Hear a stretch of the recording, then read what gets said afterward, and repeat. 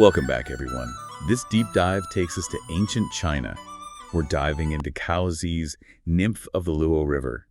And you've brought some really interesting excerpts along with the poem itself. Yeah, it's a fascinating poem, and when you dig into its interpretations and history, it gives you a really unique view into ancient Chinese art and literature and even the politics of the time. It really is amazing how a single work of art can act as a keyhole into the past.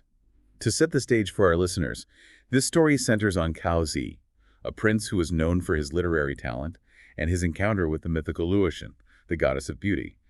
But like you said, there's a lot more to it than that, Chad. Exactly.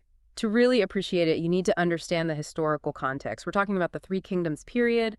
Imagine a time of constant warfare, huge upheaval, yet at the same time, a golden age for Chinese literature. It's almost like all that turmoil and change created the perfect environment for art and literature to flourish.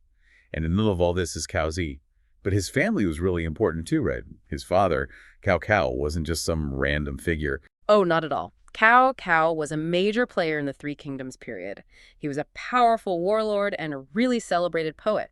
In fact, both he and Cao Zhi are considered masters of the Jianan style of poetry, known for its really direct and emotionally charged language, which makes perfect sense given the era. Wow, so we have this very turbulent historical period, a powerful father who's also a renowned poet, and then his son, Cao Zhi, also a talented poet. It really makes you wonder if the tumultuous environment shaped their art, or if it was the other way around. It's a question that scholars have been debating for centuries. And to make things even more interesting, there's another layer to this whole story: the rivalry between Cao Zhi and his brother Cao Pi.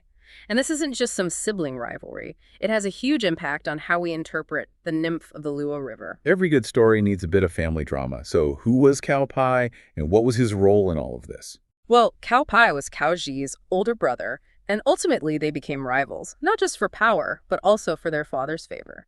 He was a gifted writer, too. Actually, Cao Pi has the distinction of being the first person to compose a complete 7-word poem in Chinese history called the Yang Geishing, and he ended up becoming the first emperor of the Wei dynasty. Wow, sounds like there was some serious competition in that family.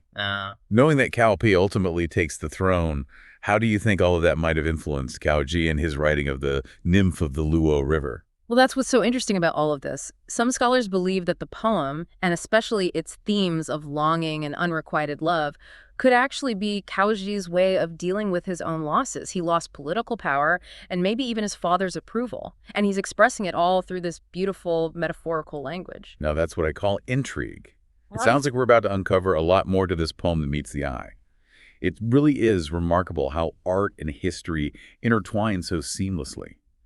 It's almost as if Cao Zhi wove his own experiences into the very fabric of this poem. It's like he found a way to express all these complex emotions within this framework of myth and metaphor. Kind of like a secret language, where he could say things that couldn't be said directly in a society that was so strict and hierarchical. But before we get too deep into all of that, let's actually talk about the poem itself. How would you summarize the Nymph of the Luo River for someone who's never encountered it before? Well, imagine a chance meeting between a man and a goddess of incredible beauty. And that's just the beginning. The Nymph of the Luo River is this incredible tapestry of vivid imagery and intense emotion. Cao Zhi structures the poem in 5 acts, and we see their initial encounter, this blossoming affection, and then this pledge of love. But it's cut short because Luo, as a goddess, can't stay in the mortal world. She has to leave, and Cao Zhi is left heartbroken and full of longing. But then there's this glimmer of hope, a brief moment of shared joy, and finally the poem ends with this bittersweet acceptance of loss, this really poignant reflection on memories. Wow, you can really feel the depth of emotion that Cao Zhi poured into this poem, even after all these centuries. One thing I always loved about this poem was how vividly Cao Zhi brings the Luotian to life. What are some of the ways he describes her? He really was a master of imagery. Yeah. He uses all these beautiful natural metaphors to capture her essence. So she's as elegant as a startled swan. Her movements are as fluid as a graceful dragon. He compares her to the delicate beauty of autumn chrysanthemums, but also to the strength and resilience of spring tines. And, these comparisons aren't just random. They hint at her independent spirit, her timeless grace. He's giving us a glimpse into her character through these comparisons. That's like he's trying to capture something deeper than just her physical appearance. Exactly. Exactly. He's going beyond just outward beauty and using language to evoke her grace, her otherworldly presence. There's this one line that always gets me, treading on ripples, her silk socks trailing dust. I mean, it's just a few words, but he manages to convey so much. You can almost see her movement, the texture of her clothing, and this hint of the divine, all in that one phrase. It's those little details that make her feel so real, so vividly imagined. The poem obviously centers on love and longing. But does it tell us anything about how love was viewed during that time in ancient China? Absolutely. You know, the Nymph of the Luo River isn't your typical love story.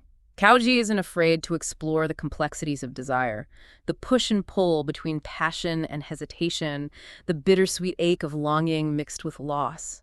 And we have to remember the historical context here. This was a time and culture where duty and social decorum often took precedence over personal feelings. So even though the poem expresses this very deep and personal emotion, it's also hinting at the constraints of those social norms. Exactly.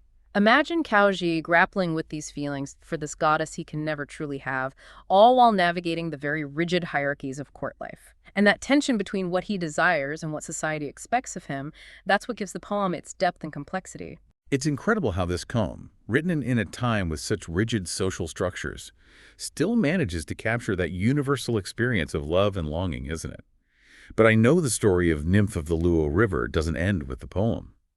We also have Gu Kaizhi's amazing painting, inspired by Cao Zhi's work. It's like the poem itself became a source of inspiration for another artist centuries later. And that's a key part of this whole story. It's not like Gu Kaizhi was just trying to recreate scenes from the poem. He was having a conversation with Cao Zhi's work, reinterpreting the poem through his own artistic lens. Imagine this, these vibrant scenes with dragons flying through the clouds, playful spirits in the water, and then this majestic figure of Luotian. She's so powerful that even the mountains around her seem small. It sounds like Gu Kaizhi really captured both the mythical and the emotional grandeur of the poem. What can you tell us about his style? How did he manage to bring all of those elements together? Gu Kaizhi was known for blending realism and fantasy in these incredible ways. So when he paints Luotian, he pays close attention to the details of her cloud hairstyle, which was a popular style during that time. It grounds her in a sense of historical realism.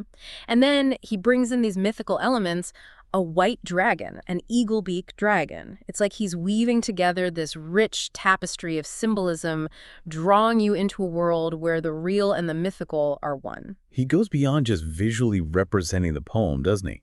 He adds all these layers of meaning for the viewer to uncover. That's it. And it's in those layers that we find one of the most interesting debates about Nymph of the Luo River. Some scholars believe that there's a hidden message in the poem and in Gu Kaizhi's painting. A secret love story that's hidden beneath the surface. And that's where the Lady Zen theory comes in, right? This idea that Cao Zhi was in love with his brother's wife. It sounds like a story just waiting to be told. Can you tell us a little more about that theory and what evidence there is to support it? Well, it's a theory that's fascinated scholars for centuries, and it's based on some really compelling historical details and little clues that we find within the poem itself. Lady Zen was known for being incredibly beautiful, much like the Luotian in the poem. And of course, she was married to Cao Pai, but her life took a very tragic turn when she fell out of favor and died under what many believe were suspicious circumstances. It's almost as if real life was mirroring the poem's themes of loss and unattainable love. Isn't that interesting? And here's another thing. The timing of Lady Zen's death lines up with when the poem was written. A lot of scholars believe that Cao Zhi was pouring his grief and his longing for this woman he could never have into his art, using the Luotian as a stand-in for his own unspoken feelings. And then there's the rebellion at Yes City. Some people believe that Cao Pai's actions during that rebellion played a role in Lady Zen's death. It really becomes this historical puzzle where every detail, every word in the poem could be a clue.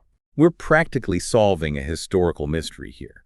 So we have this love poem that might actually be a confession, a painting that echoes those unspoken feelings, and this whole backdrop of political intrigue. What does all of this tell us about the legacy of Nymph of the Luo River? What should our listeners take away from all of this? It's the fact that it has all these different layers that makes Nymph of the Luo River so powerful and enduring, even today. It's a testament to the way art can give voice to the things we can't say directly, to capture love, loss, and political maneuvering in these beautiful verses. Whether it's about doomed romance, political allegory, or maybe even both, the story still speaks to us, even after all these centuries.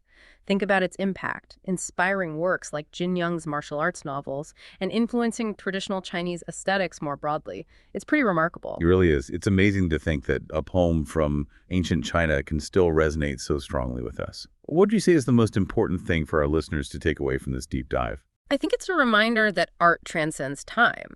Cao Zhi's Nymph of the Luo River is an invitation to explore not just the beauty of his words, but to really dig into the historical context, the social dynamics, and the very real, very human emotions that went into creating it.